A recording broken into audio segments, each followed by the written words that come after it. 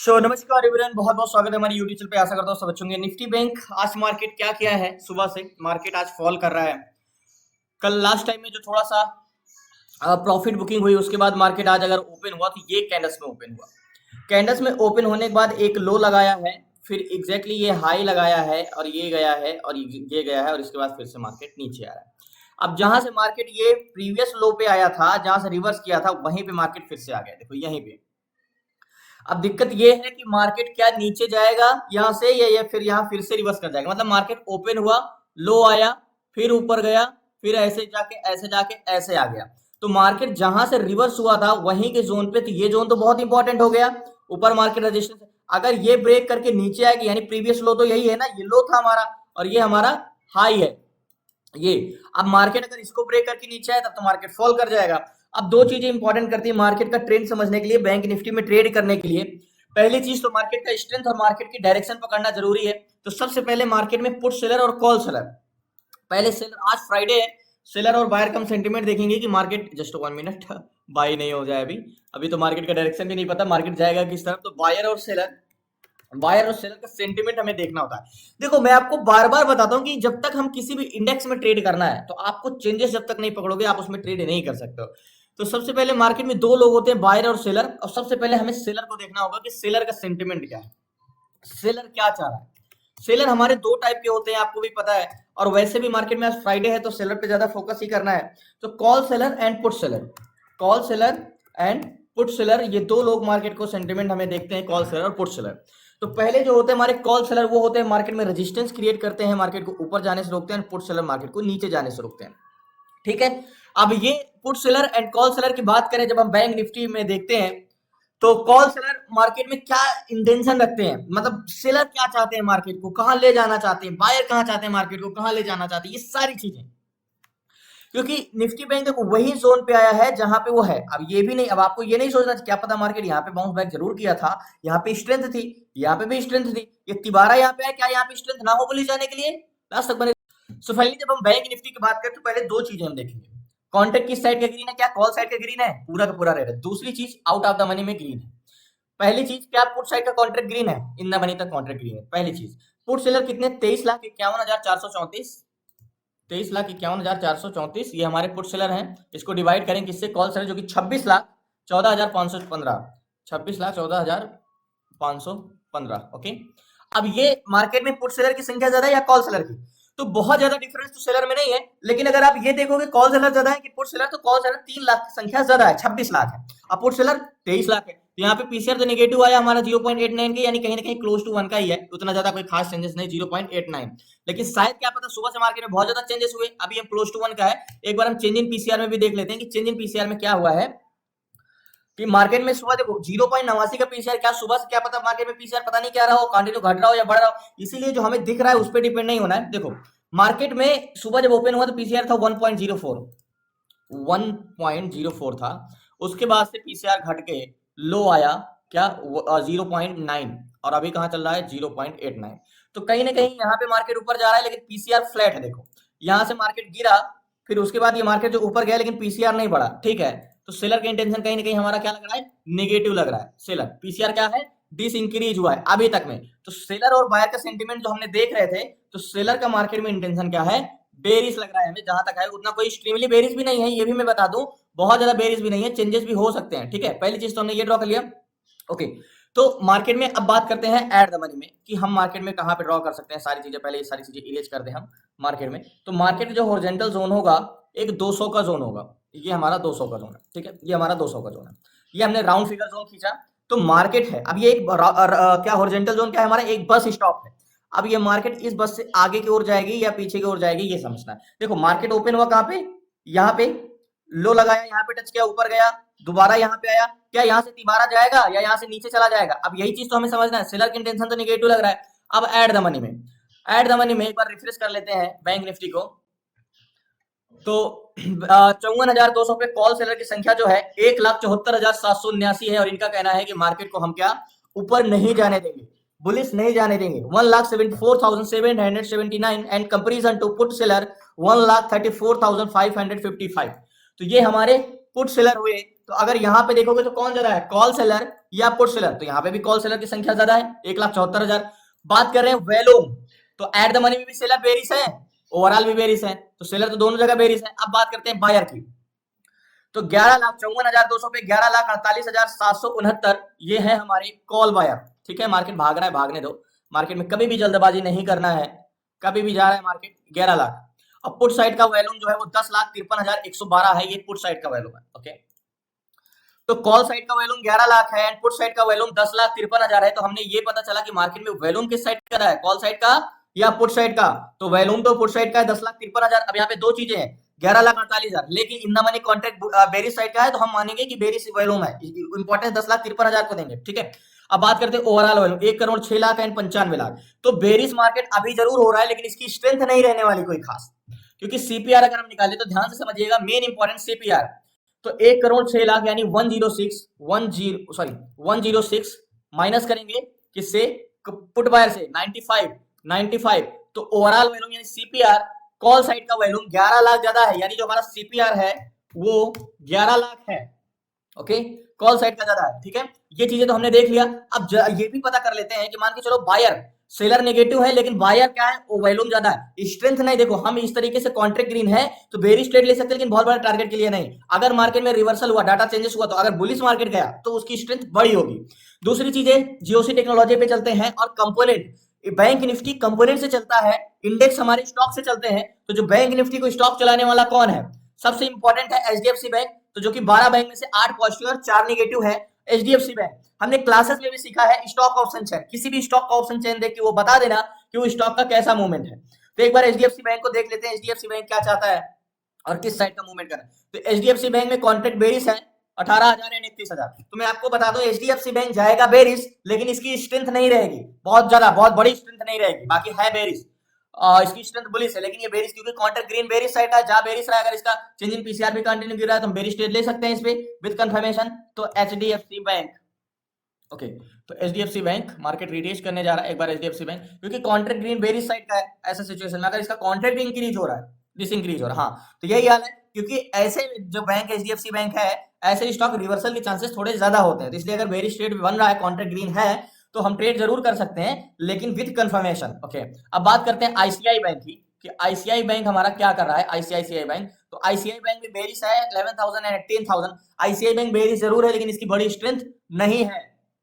तो हमें ICI bank, एक बार आईसीआई बैंक का चेंजिंग पीसीआर भी देख लेते हैं आईसीआई बैंक का, कि बेरिस है विद कंफर्मेशन, बिना ट्रेड नहीं ले सकते। बिल्कुल बेरिस जरूर है, लेकिन थोड़ा सा रिस्क है विद कंफर्मेशन। दूसरी चीजें हमें विक्स, इंडिया विक्स देख लेते हैं, तो इंडिया विक्स में माइनस में है एंड ग्लोबल इंडेक्स पॉजिटिव है।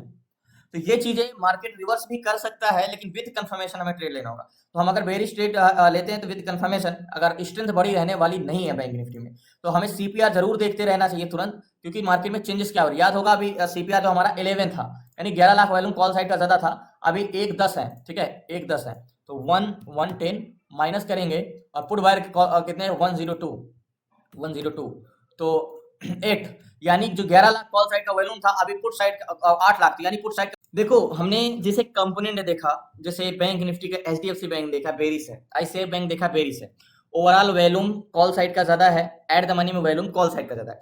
तो ऐसे सिचुएशन में आपको भी पता है कि अगर कॉन्ट्रैक्ट ग्रीन हो तो हम बेरिश ट्रेड ले सकते हैं, लेकिन विद कंफर्मेशन, विदाउट कंफर्मेशन नहीं।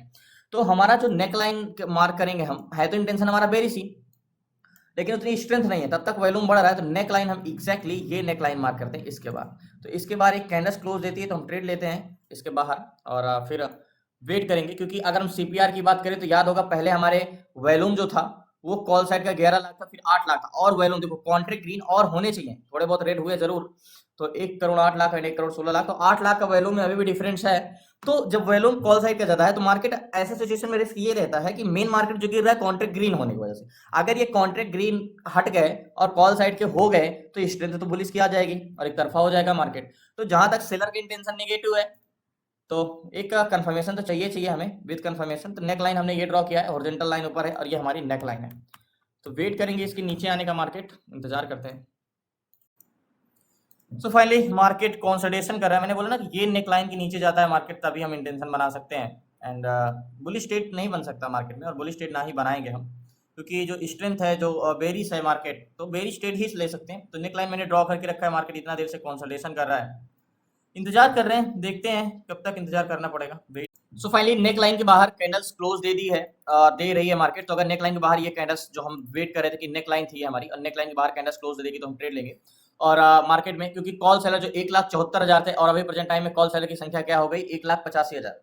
ठीक है, 200 के जोन पे जो पहले हमारे निफ्टी बैंक में थे 1,74,000 से कॉल सेलर बढ़े, अब पुट सेलर जो 1,34,000 थे वो अभी हो गए 1,27,000। मतलब मार्केट में क्या मजबूत हो रहा है, रेजिस्टेंस मजबूत हो रहा है। और जो 11,48,000 कॉल साइड का वॉल्यूम था, अभी प्रेजेंट टाइम में 14,21,000 है। ठीक है, अब पुट साइड का वॉल्यूम जो था 10,53,000, और पुट साइड का वॉल्यूम अभी कितना, 10,50,000। जो पहले मार्केट में कॉल साइड का वॉल्यूम 1 लाख ज्यादा था, अभी पुट साइड का वॉल्यूम बढ़ गया है। और जो सीपीआर हमारा 1,28,00,000 और 1,22,00,000, तो 22 से 28 जो हमारा सीपीआर था वो हमने यहाँ पे देखा, जो पहले 11 लाख वॉल्यूम कॉल साइड का ज्यादा था, मैंने ऊपर अगर नोट डाउन किया हो सीपीआर, ये देखो सीपीआर हमारा 11 लाख का वॉल्यूम कॉल साइड का ज्यादा था, अभी प्रेजेंट टाइम में 6 लाख यानी 5 लाख वॉल्यूम पुट साइड का इंक्रीज हुआ है। तो अगर ये कैंडल्स बाहर क्लोज देती है तो हम इस पे एंट्री कर सकते हैं और स्टॉप लॉस इसके ऊपर का लगा सकते हैं। तो वेट कर रहे हैं, ये कैंडल्स क्लोज होने का इतना देर से इंतजार कर रहा हूँ, क्योंकि मैंने बोला ना कि जब ऐसा डाटा होता है, मैंने स्टॉक में भी बताया कि जब ऐसे डाटा कॉन्ट्रैक्ट ग्रीन हो बट कॉल साइड का वॉल्यूम ज्यादा हो तो हम ट्रेड लेंगे, लेकिन विथ स्टॉप लॉस और विथ कंफर्मेशन। तो वेट करते हैं कंफर्मेशन कैंडल्स क्लोज होने के। सो फाइनली वेट कर रहे थे कि ये कैंडल्स बाहर क्लोज देगी तो हम ट्रेड लेंगे, बट अब ट्रेड नहीं कर सकते इस कैंडल्स में, क्योंकि ये कैंडल्स अब नेकलाइन के अंदर आ गई है, तो ये विद कंफर्मेशन नहीं है। अगर ये बाहर क्लोजिंग दे देते तो फिर ट्रेड कर सकते थे। अब इस पे फिर से वेट करना होगा एक कैंडल्स क्लोज होने का, तो अभी और इंतजार करना होगा, अभी नहीं, क्योंकि कंफर्मेशन चाहिए ही चाहिए आज। तो वेट कर।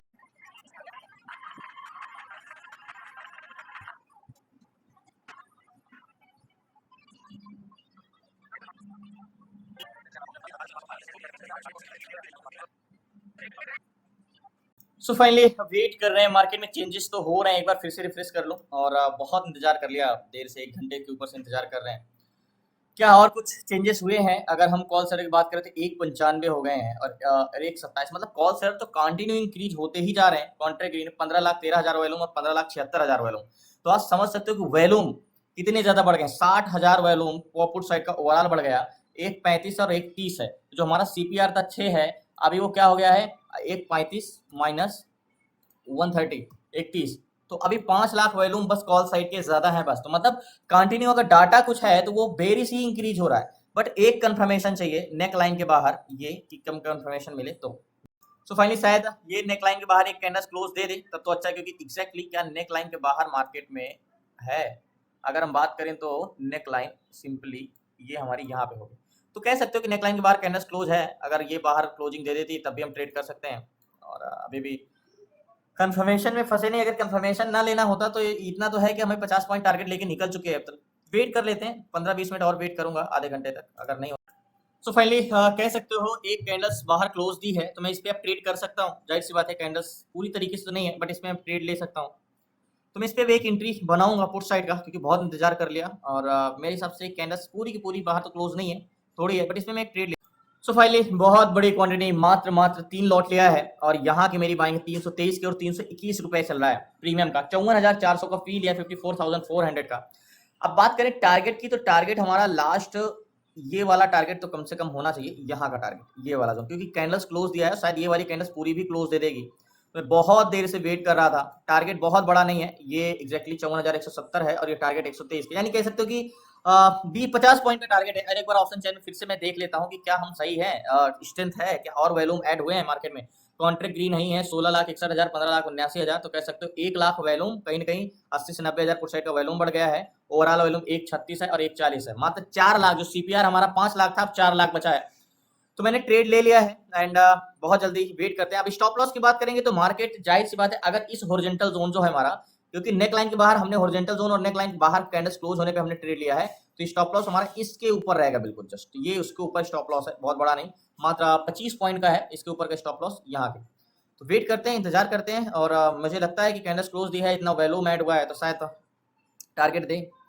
और ये पूरी पूरी कैंडल्स तो क्लोज नहीं दिया था, मैंने ट्रेड ले लिया क्योंकि बहुत देर से इंतजार कर रहा था। देखते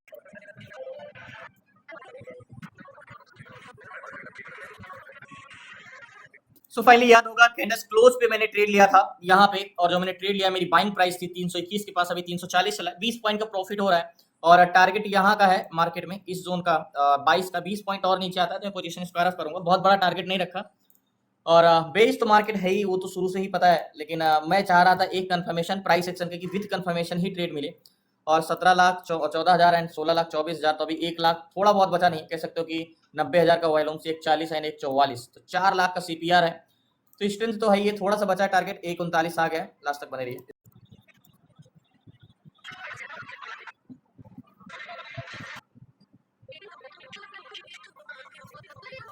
सो फाइनली 20 पॉइंट 15 पॉइंट से बचा है टारगेट, और वेट कर रहे हैं थोड़ा सा कि और फॉल कर जाए मार्केट में। मैं यहाँ से पोजीशन स्क्वायर ऑफ कर दूंगा, क्योंकि हमने लेट यहाँ पे तो एंट्री की है, बहुत बड़ा टारगेट मैं भी नहीं रखा हूँ, और थोड़ा सा मार्केट बस टारगेट से दूर है बस। सो फाइनली टारगेट हिट हुआ। अब पोजीशन में स्क्वायर ऑफ करता हूँ, बोला था स्ट्रेंथ बहुत बड़ी होगी, और मैं पोजीशन स्क्वायर ऑफ करता हूँ। जो मैंने ट्रेड लिया अभी 368 चल रहा है।